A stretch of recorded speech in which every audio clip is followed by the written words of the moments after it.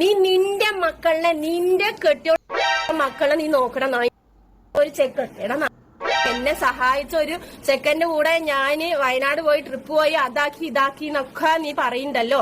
പിന്നെ ആർക്കൊക്കെയോ ഞാൻ എന്റെ അവിഹിതം അങ്ങനെ എന്റെ ഫോട്ടോ അയച്ചു കൊടുത്തിട്ടുണ്ടെങ്കിൽ നിനക്ക് ഇങ്ങോട്ട് നോക്കാം. നിനക്ക് എന്താണ് നാശം?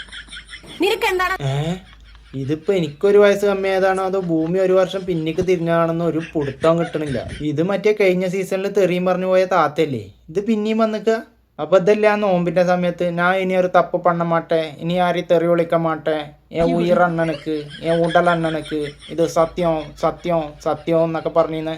എന്നിട്ട് എല്ലാരത്തും ക്ഷമാപണമൊക്കെ നടത്തിയിട്ട് എനിക്കെല്ലാരും പുറത്തു തരണേ എന്നൊക്കെ പറഞ്ഞു വന്നീന്ന്. ഇതാ പറയണേ, പണ്ട് പഴമക്കാര് പറയില്ലേ, നായിന്റെ വാല് എത്ര കൊല്ലം PVC പൈപ്പിലിട്ടാലേ അത് നീ വരൂലാന്ന്. പറഞ്ഞത് എത്ര സത്യം. അതേപോലെ ഓരോ കൊല്ലം കൂടുന്തോറേ നാവിന്റെ നീളേ കൂടി വരിക. ഇതാരാന്നറിയില്ലേ? ഇതിനെ കുറിച്ചിട്ടേ അധികമൊന്നും പറയേണ്ട ആവശ്യമില്ലല്ലോ, അത്രക്ക് ഫേമസ് അല്ലേ മറ്റേ തെറിയും കൊണ്ടേ. അല്ല എന്താ പാത്തി, അല്ല എന്താ താത്ത, ഇതിന് മാത്രം എത്ര പ്രശ്നം? നമ്മൾ അടങ്ങി ഒതുങ്ങി ജീവിക്കണം. നമ്മളെ വീണ്ടും വീണ്ടും ചൊറിഞ്ഞു വരികയാണ്. പെണ്ണാണ് അല്ലെങ്കിൽ നിന്നെ ഞാൻ ഒതുക്കിയതാണ്. നീ ആരുടെ എന്നെ ഒതുക്കാന്? നീ ആരെന്നെ ഒതുക്കാൻ? നീ എന്നെ കെട്ടിയ മാപ്പിളെ, അല്ലെങ്കിൽ നീ എന്റെ വാപ്പേ, നീ എന്റെ ആങ്ങളെ, അല്ലെങ്കിൽ നീ എന്റെ കാമുകനോ ആണോ എന്നെ ഒതുക്കാൻ? ഇത് മറ്റേ കഴിഞ്ഞ സീസണിലേ ഷെരീഫിന്റെ വീട്ടിൽ പോയിട്ടേ ഉമ്മാനെയും ബാപ്പാനെയും എന്തിനു പറയണു, കൊച്ചു കുട്ടികളടക്കേ പൂര തെറി വിളിച്ച താത്തയാണിത്. എന്നിട്ട് അപ്പൊ തന്നെ ഷെരീഫ് മണ്ടക്കൊരു കൊട്ടും കൊടുത്തിട്ടേ ഒതുക്കിയായിരുന്നു. ഇപ്പൊ ആരോ ചാവി കൊടുത്ത് വിട്ടിക്കാണ്, അതുകൊണ്ടാണ് ഈ തെറിയും പറഞ്ഞു വന്നിക്കണേ. അല്ലെങ്കിൽ ഇപ്പൊ ഈ മണ്ടത്തരം കൊണ്ടേ വീണ്ടും വരുമോ? ഇങ്ങനെ കുറെ കിണാപ്പന്മാരുണ്ട്, ക്യാമറ ഓണാക്കി വെച്ചിട്ടേ പൂര തെറിയാക്കാരം. ഓലെ വിചാരേ ഇതൊക്കെ വലിയ മാസാണെന്നാണ്. അല്ല ഇന്നുള്ള കാലത്തേ ആർക്കാണ് തെറി വിളിക്കാൻ വയ്ക്കാത്തത്?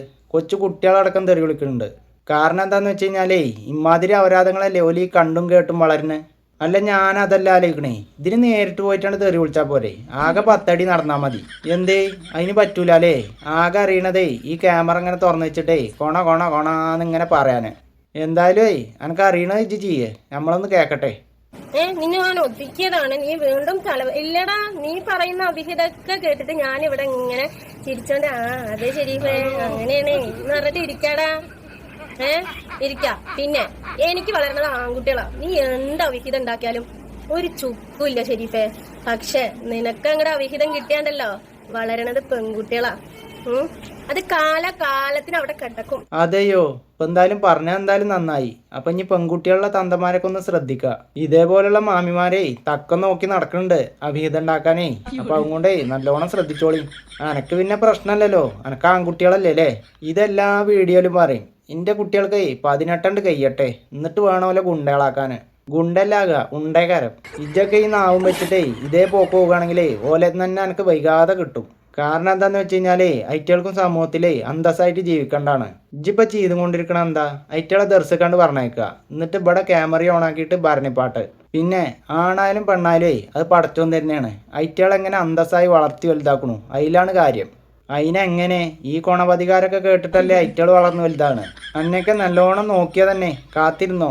പിന്നെ ആൺകുട്ടികളാണെന്ന് പറഞ്ഞിട്ടേ ഇങ്ങനെ നകളിക്കണ്ട, അതത്ര നല്ലതല്ല. ബാക്കി പറയേ കേക്കട്ടെ. ഈ ഷാജിനി വേറുള്ളവരുടെ മാത്രല്ലേ കുഴിയിലല്ലേ നിനക്ക് തോണ്ടാൻ പറ്റുള്ളൂ. വേറെ ആരെങ്കിലും തോണ്ടിയ നീ വിവരം അറിയും. അപ്പൊ അവരുടെയൊക്കെ തോണ്ടിയാ നീ ആണുങ്ങളുടെ കയ്യിന്റെ ചൂടറിയും. ഞാൻ അന്ന് ലൈവില് അവിടെ വന്നത് നിന്റെ കരണം ഞാൻ പുകയ്ക്കണം വിചാരിച്ച. കാരണം എന്താണെന്നറിയോ? നിന്റെ കരണം എനിക്ക് പുകയ്ക്കാനും അറിയും. അത് കണ്ടാണ് ഇജ്ജന്റെ ലൈവ് കണ്ടം വഴി ഓടുന്നത്. ഈ ട്യൂഷൻ കൂടി ഇമാതിരി ഓട്ടം ഓടില്ല. എന്റെ പൊന്നോ, വെറുതെ ചിരിപ്പിക്കല്ലേ. പിന്നെന്താ പറഞ്ഞ കരണം പോക്ക്? എന്തേ പോക്കാന്ന്? പുകച്ചൂടാന്നില്ലേ? അത് ഇജ്ജ് ചെയ്തിക്കാണെങ്കിലേ ഒരാണിന്റെ കൈയിന്റെ ചൂടെന്താന്നേ അനക്കും അറിയാന്നു.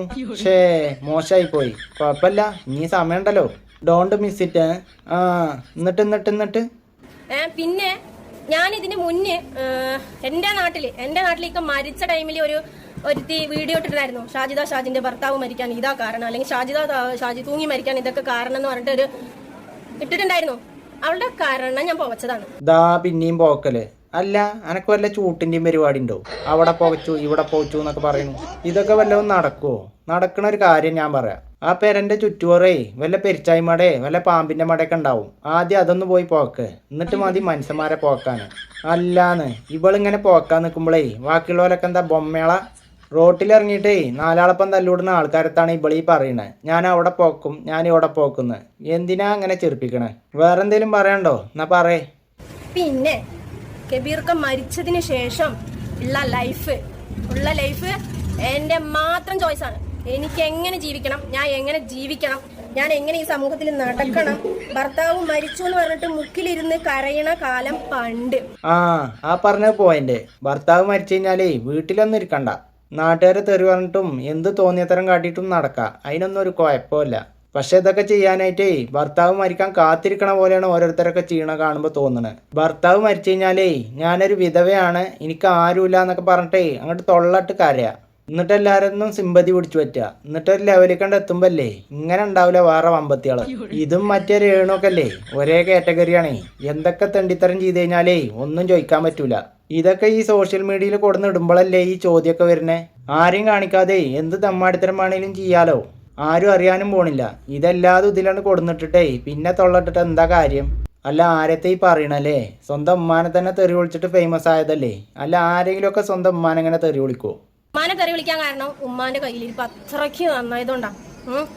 നിങ്ങളെ വിചാരിക്കുന്ന പോലത്തെ ഉമ്മമാരല്ല. പേരക്കുട്ടികൾക്ക് തുണി പൊക്കി കൊടുക്കണ ഉമ്മമാരനെ കണ്ടിട്ടുണ്ടോ നിങ്ങള്? എന്റെ വീട്ടിലുള്ള ആൾ അങ്ങനെയായിരുന്നു. ഞാൻ എത്ര പെർഫെക്റ്റ് ആയിട്ട് നോക്കിയാലും എന്തൊക്കെ മേടിച്ചു കൊടുത്താലും എങ്ങനെയൊക്കെ ചെയ്തു കൊടുത്താലും 3 പെൺകുട്ടികളിൽ ഒരു പെൺകുട്ടിക്ക് മാത്രം പരിഗണന കൊടുക്കണ, 2 പേരക്കുട്ടികൾക്ക് മാത്രം, 8-9 പേരക്കുട്ടികളുണ്ടെങ്കിലും 2 പേരക്കുട്ടികൾക്ക് മാത്രം പരിഗണന കൊടുക്കണ ഏത് വീട്ടിൽ എങ്ങനത്തെ ഉമ്മമാരാന്ന് എനിക്കറിയില്ല. എന്റെ വീട്ടിൽ അങ്ങനെയാണ്. ഇപ്പൊ ഉമ്മയാണ് ഏറ്റവും വലിയ മോശക്കാരി. അപ്പൊ ഇജ്ജി കണ്ട തെറിയൊക്കെ വിളിച്ചതേ അത്രയും പെർഫെക്റ്റ് ആയതുകൊണ്ടല്ലേ? ഇജ്ജ് എന്താന്നേ, അന്റെ സ്വഭാവം എന്താണെന്നേ, അന്റെ വായിന്ന് വരുന്ന വാക്കുകൾ എന്താണെന്നേ ഈ ജനങ്ങൾക്ക് നല്ല ബോധ്യമുണ്ട്. അതുകൊണ്ടേ ഉള്ള തെറ്റുകൾ മൊത്തേ ആ ഉമ്മാന്റെ മണ്ടക്കണ്ടിടണ്ട. ഒന്നുള്ളൂ. പിന്നെ എല്ലാവരും തെറ്റിദ്ധരിക്കണം. എല്ലാ ഉമ്മമാരും ഒരിക്കലും ഒന്നല്ല. ഒരുപാട് ഉമ്മമാരെ എന്നെ സ്നേഹിക്കണം ഉമ്മമാര്, ഈ വീഡിയോ കാണുന്ന ഉമ്മമാര് ഒരുപാട് എണ്ണുണ്ട്. എനിക്ക് ഇപ്പോഴും വിളിച്ചോണ്ട് ഷാജി മോൾക്ക് കുട്ടികൾക്ക് സുഖമല്ലേ, നിനക്ക് വേണ്ടി ഞങ്ങൾ എന്നും ദുആ ചെയ്യും, നിന്റെ ഉമ്മ ചെയ്തത് ശരിയല്ല അന്ന്. ഏതാണോ ഉമ്മമാര്? ഷാജിക്ക് തെറി വിളിക്കാനേ ജനങ്ങളെ നെഞ്ഞത്ത് കയറാനേ നല്ല ശക്തി കൊടുക്കണേ. പിന്നെ അതുമല്ല എല്ലാരെ കാരണം പോക്കാനേ ആ കയ്യിന് നല്ല പവറും കൊടുക്കണേ. അല്ലാന്ന് അന്റെ എല്ലാ കൊള്ളരുതായ്മക്ക് ദുആ ചെയ്യണ ആ ഉമ്മമാരുടെ ക്വാളിറ്റി എത്ര ഉണ്ടാവും? വല്ലാത്ത ജാതി. എന്തായാലും ഇത്രയും കഷ്ടപ്പെട്ട് വളർത്തിയ അമ്മാനെന്നേ ഇങ്ങനെ പറയാൻ പാടില്ല. ഡോണ്ടു. പിന്നെ എന്റെ ഉമ്മ കഷ്ടപ്പെട്ടവന്നല്ല കഷ്ടപ്പാട്. ഞാനിപ്പൊ പെടുന്നില്ലേ എന്തൊക്കെ കേട്ടിട്ട് ഞാൻ ഇപ്പോഴും ജീവിച്ചിരിപ്പ്, മക്കളിനെ നോക്കിയിട്ട് ജീവിച്ചിരിക്കുന്ന ഞാനാണ് ഇപ്പോഴത്തെ കഷ്ടപ്പാട്. കാരണം വാപ്പയില്ല, ഉമ്മയില്ല, ആങ്ങളാരില്ല, കെട്ടിയ ആൾക്കാരില്ല, ഉമ്മാന്റെ ആൾക്കാരില്ല, സ്വത്തില്ല. അതേതായാലും നന്നായി. ഈ പോത്ത് കണക്കിന് വളർത്തി വലുതാക്കിയിട്ടേ പറയാണേ ആ ഉമ്മാക്ക് കഷ്ടപ്പാടില്ലാന്ന്. ഇജ്ജിപ്പോ പറയണില്ലേ ഉമ്മല്ല, വാപ്പല്ല, ഭർത്താവില്ല എന്നൊക്കെ. അന്നത്തെ കാലത്തെ യൂട്യൂബില്ല, ഫേസ്ബുക്കില്ല, പിന്നെ അക്കൗണ്ടിൽ പൈസ ഇടാനേ ഒരാളും ഇല്ല. എന്തിനു പറയണു, ഒരു QR കോഡ് പോലും ഇല്ല. ഇതൊന്നും ഇല്ലാതെ ഈ പോത്ത് കണക്കിന് ഇങ്ങനെ വളർത്തി വലുതാക്കിയില്ലേ. സത്യം പറഞ്ഞു കഴിഞ്ഞാലേ ഓരോ മാതാപിതാക്കളെ നമ്മളൊക്കെ വളർത്തി വലുതാക്കാൻ പെടുന്ന കഷ്ടപ്പാടിലേ ഓലെ ജീവിതം തന്നെ മറന്നിട്ടുണ്ടാവോലെ. എന്തിനു പറയണു, നേരവണ്ണം പഠിക്കാൻ പോകാനും കൂടിയേ അയറ്റകൾക്ക് പറ്റിയിട്ടുണ്ടാവില്ല. ആ നേരം കൂടിയേ എൻ്റെ കണ്ണാക്കൊക്കെ ചോറുള്ള ഉരുട്ടിത്തരാനേ സമയം ഉണ്ടായിട്ടുണ്ടാവുള്ളൂ. എന്നിട്ട് അങ്ങനെയൊക്കെ കഷ്ടപ്പെട്ട് വളർത്തിയ ഉമ്മാനെ പറയണണ്ടില്ലേ. എന്ത് ജന്മങ്ങളാണ് ഇതൊക്കെ? അല്ല അനക്ക് തറവാട് സ്വത്തൊക്കെ അല്ലേ? അപ്പൊ അനക്ക് അതിലൊരു പേരൊക്കെ കയറ്റിട്ടാണ് പൈക്കൂടെ? എടാ എനിക്കിപ്പോ എന്റെ തറവാട്ടിൽ തന്നെ ഉണ്ട് 10-20 സെന്റ് സ്ഥലം വെറുതെ കിടക്കുന്നുണ്ട്. എന്റെ വാപ്പാപ്പന്റെ മുതൽ വെറുതെ കിടക്കുന്നുണ്ട്. എനിക്ക് അതൊരു 5 സെന്റ് സ്ഥലം തന്നാൽ തന്നെ എനിക്ക് അവിടെ വീട് കയറ്റുള്ളവൻ. പക്ഷേ തരില്ല. ദാ കിടക്കണു. അത്രക്ക് നന്നു സ്വഭാവേ. ആ തറവാട്ടിലല്ല ആ നാട്ടിൽ തന്നെ എന്നെ വെച്ചുറപ്പിക്കൂല. അതിൽ തന്നെ മനസ്സിലാക്ക എത്ര തങ്കപ്പെട്ട സ്വഭാവമാണ് എനക്കെന്ന്. പ്രത്യേകിച്ച് പറയേണ്ട ആവശ്യമൊന്നുമില്ലല്ലോ, ജനങ്ങൾക്ക് അറിയേണ്ട സ്വഭാവം എന്താണെന്ന്. അതുകൊണ്ടേ ഇതിലിരുന്നിട്ട് ഇജ്ജ് എത്ര വെളുപ്പിച്ചിട്ടും കാര്യമില്ല, അത് വെളുക്കൂല. ഇതൊന്നല്ല ഇപ്പൊ ബിറ്റ്. ഷെരീഫിനെ പോലീസ് പിടിച്ചു എന്ന് പറഞ്ഞിട്ടേ എന്താ പോളെ സന്തോഷം. ഇത് അതൊന്നും കണ്ടോക്കി. ഹലോ, ഹായ്, അസ്സലാമു അലൈക്കും. എല്ലാവർക്കും സുഖമല്ലേ?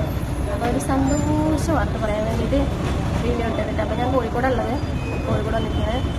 അപ്പോൾ നമ്മളെ മഹാൻ ഷെരീഫിനെ പോലീസ് പൊക്കിയിട്ടാ മഞ്ചേരി സ്റ്റേഷനിലുണ്ട്. വൈകുന്നേരം പോലീസ് പൊക്കിയിട്ടുണ്ട്. അതാ ഇനിയിപ്പോൾ എന്താ ചെയ്യാലേ?